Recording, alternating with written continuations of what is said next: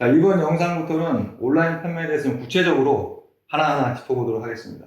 그러면 온라인 판매함에 있어서 처음 하시거나 시작한 지 얼마 안 되시는 분들 같은 경우에는 어떤 제품을 취급을 해야 좀 유리한 판매를 할 수 있고 어떤 제품을 취급하지 않아야 좋은지 먼저 이제 좀 취급하지 않았으면 좋겠다 하는 품목이 있다면 뭐가 있을까요?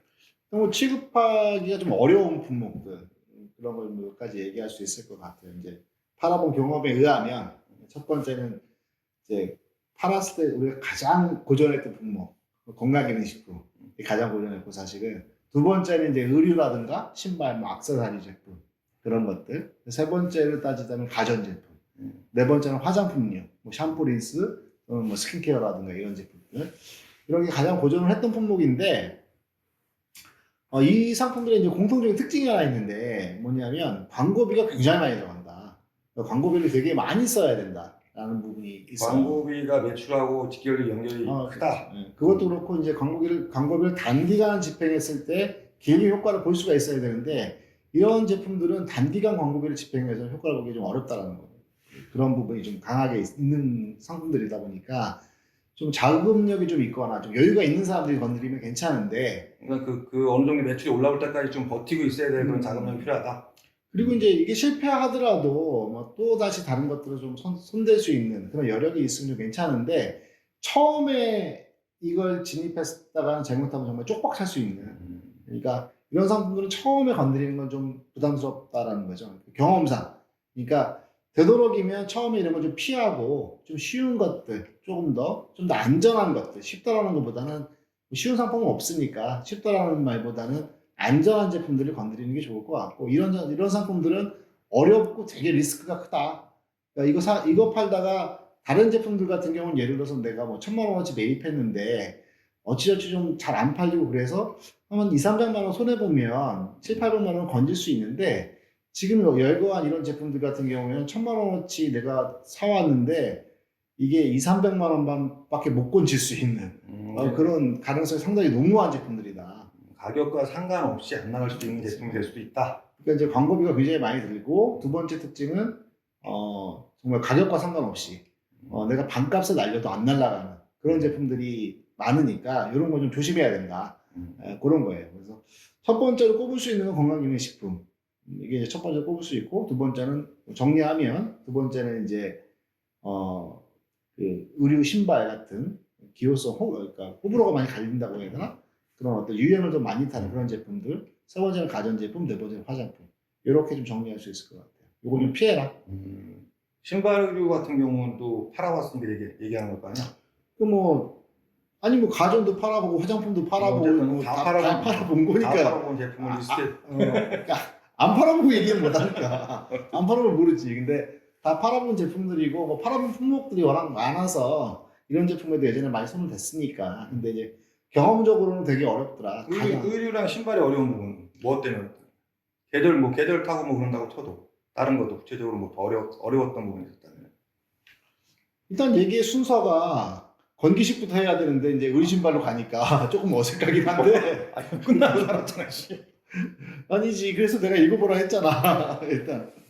근데 어쨌든 처음 이제 먼저 건기식부터 얘기를 하면 질문의 순서와 상관없이 건기식부터 얘기를 하면 건강기능식품 같은 경우는 아까도 얘기한 것처럼 광고비가 굉장히 많이 들어간다. 그러니까 매출을 1,000만 원 하기 위해서 쉽게 얘기하면 1,000만 원 이상의 광고비를 들여야 될 수도 있다. 우리가 진행했던 부분이 이제 호주에서 들여갖고 온 그래도 조금 브랜드가 좀 있는 그런 상품들을 들여왔었는데도 불구하고 거의 뭐 매출액 만큼 광고비를 들여야 되는 그렇다고 해서 뭐 내가 마진을 폭리를 취한다거나 이런 것도 아니고 저렴한 마진으로 정말 진행하는데도 거의 뭐 매출액이나 광고비랑 비슷한 1,000만 원 팔려면 1,000만 원 광고비를 써야 되는 근데 뭐 1,000만 원 광고비를 쓰는데 거기서 벌어들이는 수익은 뭐 한 400, 500, 600밖에 안 되는데 그러니까 그때 당시에 억이 넘는 금액을 수입을 했는데 그 팔아갖고 거의 뭐 반도 못 건져갔던 것 같으니까 근데 이제 내가 호주에서 들여온 그 상품들 같은 경우에는 조금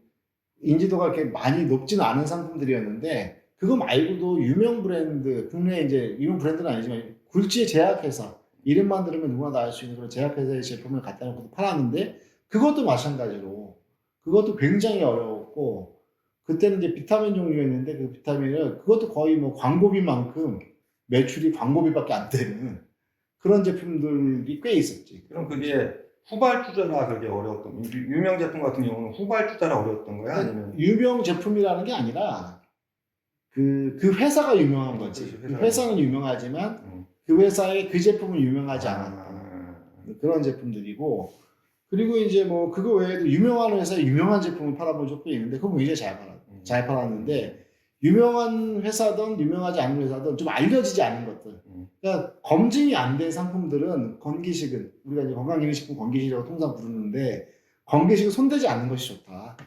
광고비만큼밖에 매출이 안 나올 수도 있다. 근데 내가 이제 한 번의 경험이 아니라 그런 거 같은 경우에는 두세 번 정도 경험이 이제 정말 광고비밖에 매출이 안 나오는 걸 두세 번 정도 경험하다 보니까 그냥 나름대로 그냥 내가 이제 상품 선정에 대해서 건기식 일단 피하고 보는. 그럼 반대로 그럼 건기식을 잘 팔 수 있는 방법이라고 하면 뭐 따로 그 인지도가 있는 제품 말고 그렇지 않은 제품은 그게 인지도 있기 전까지는 온라인에서 판매하기가 어렵다고. 굉장히 어렵고 광고비를 계속 쏟아부어서 입소문이 나거나 구매 후기라든가 댓글이 많이 달리면 가능하겠지만 그거를 할 때까지 버틸 수 있냐는 거지. 그러니까 우리 같은 경우는 그때 호주 제품은 1년 이상, 1년 반 정도를 그렇게 판매를 했었고, 그걸 하면서 거의 그때 당시 솔직히 1억 3,200만 원을 수입했는데, 정확하게 얘기하면 1억 3,200만 원씩 들여와서 그걸로 건진 돈이 한 5천만 원도 안 돼. 반도 안 되게. 1년 반 동안 한 달에 거의 1,000만 원 이상을 계속 까먹게 되는, 뭐 1만 원 이상은 아니겠구나. 어쨌든 1억 3천만 원 정도의 제품 수입을 했는데 5천만 원도 못 건졌지 않았을까. 1년 반가량 지나서. 그러니까 1년 반은 광고를 쏟아 부어도 안 된다는 거예요. 그리고 그거 외에도 우리가 이제 뭐 유명 제약회사에 비타민을 했었는데, 그것도 그 회사도 우리가 못 팔겠다고 포기하고 전량 반품 다 쳤는데, 그 회사도 그걸 못 팔아서 그 회사도 약국 라인으로 덤핑 치고 끝냈던 제품이 있거든요. 그러니까 그만큼 그 건강기능식품이라는 게 광고를 엄청나게 많이 해야 되고, 그 광고비 상당히 비싸고, 문제는. 그리고 온라인 상에서 판매할 때 MD한테 행사 제안을 하면 MD가 기본적으로 반 치고 들어가니까. 만 원짜리인데 원래 판매가 만 원짜리인데 이거 행사 좀 해주고 노출 좀 해달라고 요청을 하면 5천 원부터 시작을 하니까. 수익률보다 어떻게 보면 더 그러니까 그게 영마진을 보고 팔아야 되는 그런. 영마진으로 행사를 할 수밖에 없고, 그리고 이제 그것도 안 팔리면 그 다음에 MD가 요구하는 게 3,000원 뭐 이렇게 요구하니까. 그러니까 그게 건강기능식품, 뭐 영양제, 비타민, 우리가 통상 그런 것들이 거의 뭐 원래 정상 판매가의 30% 밑으로 돌아다니는 그런 제품들이 굉장히 많은 거지, 쉽게 얘기하면. 그게 워낙 많다 보니까 MD도 당연히 그렇게 요구를 하고, 그걸 들어주면 나가게 하겠지만 우리는 엄청난 적자를 받아야 되는 거고, 그런 상황이고, 뭐 시장이 사실은 굉장히 커지고 있는 시장이에요. 건기식 같은 경우에 앞으로 성장성도 되게 좋고, 왜 그러냐면 뭐 우리나라 노인 인구가 계속 늘어날 거니까 당연히 건강식품에 대한 수요는 계속 늘어날 거고, 또 잘 살게 되면 잘 살게 될수록 건강에 대한 관심이 높아지니까 당연히 건강식품에 대한 매출은 높아질 건데, 온라인상에서 처음 시작하시는 분들이 팔기에는 굉장히 부적절하다, 그런 생각이고, 뭐 하나의 우리가 경험을 다시 하나 더 얘기를 하자면 뭐냐면, 시장을 봤을 때 한국에서 건강기능식품이라고 하면 대부분 홍삼을 얘기해요. 그렇지.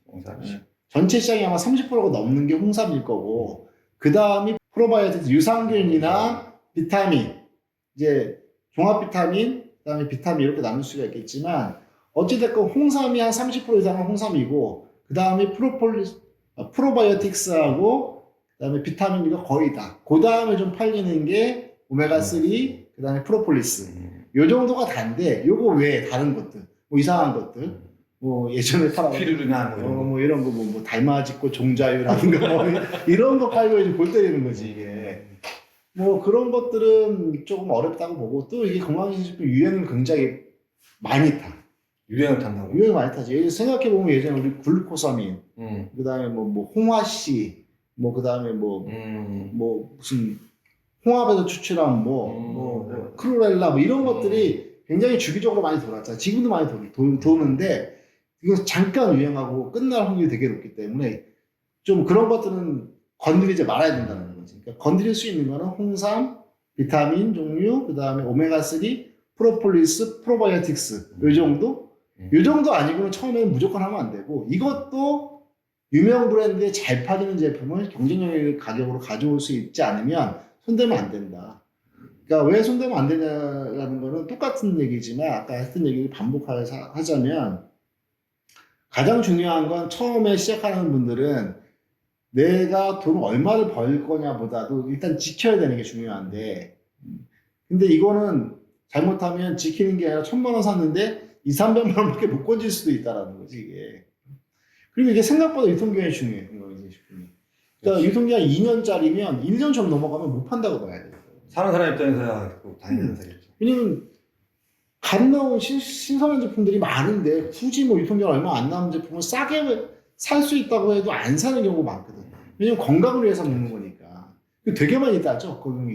드는 식품은. 뭐 먹는 종류는 다 그렇지. 뭐 재료도 되게 많이 따지고 이게 뭐 유기농이냐 뭐 그때 이제 오죽하면 오메가3가 그때 멸치에서 추출했냐 뭐 정어리에서 추출했냐 뭐 꽁치에서 추출했냐 이것도 따지니까. 그러니까 굉장히 잘 건강하고 직결된 문제이기 때문에 따지기도 많이 따지고 그러니까 원재료도 많이 따지고 함량도 많이 따지고 생각보다 굉장히 까다롭게 본다. 특히 가장 많이 따지는 건 브랜드. 알려진 브랜드냐 아니냐. 그러니까 처음에 판매하시는 분들이라고 하면 건기식은 거의 내가 첫 손가락을 뽑는데 웬만하면 손대지 마라.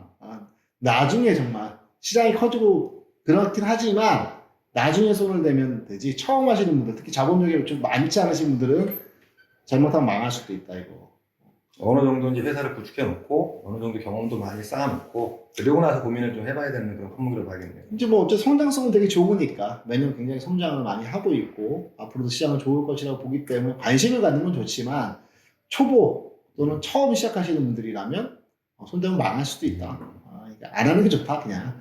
그러니까 나 같은 경우도 거의 20년을 파는데도 지금도 건기식 하면 치를 떠는데 이거 건기식을 피해라. 이게 첫 번째 조언. 그러니까 오래 경험이 있는 업체들도 건강기능식품에 쉽게 손대기는 어려운 품목이다라고 이렇게. 근데 이제 이쪽에 또 특화된 업체들이 있어. 그렇지, 건강기능식품 위주로만 판매하는 업체들은 또. 특화된 업체들이 있는데 그 업체들도 뭐 이상한 건강식품을 모르게 판다는 것보다는 자기네가 원래 잘 알고 있던 계통 또는 대기업의 유명 제품들을 가져다 파는 계통 또 하나는 홍삼은 좀 많이 안 타지 이런 게.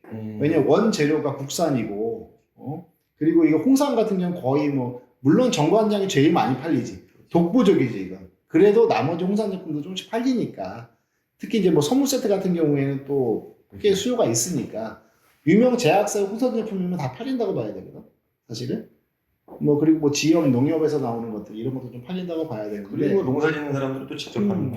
그 홍삼으로 만든 것들은 좀 괜찮은데 그렇게 많이 브랜드라든가 이런 걸 좀 덜 타는 편이지. 안 타는 건 아니지만 그렇지만 뭐 엉뚱한 데 이상한 데서 나온 그런 것은 좀 조심해야지. 어쨌든 되도록이면 손 안 대는 게 맞다. 홍삼을 제외하고 나머지는 아니 그냥. 건강기능식품을 하기 위해서는 심사숙고를 오래 해야 될 것 같은 품목이다. 팔았을 때 내가 여태까지 팔아본 품목 중에서 가장 많은 손실비를 기록한 품목이 건강기능식품이고 그것도 한 번이 아니라 몇 번을 걸쳐서 이렇게 손해를 많이 봤던 품목이니까. 야, 20여 년 정도 온라인 사업을 해온 유 대표가 경험을 바탕으로 지금 얘기를 하고 있는 거죠. 물론 뭐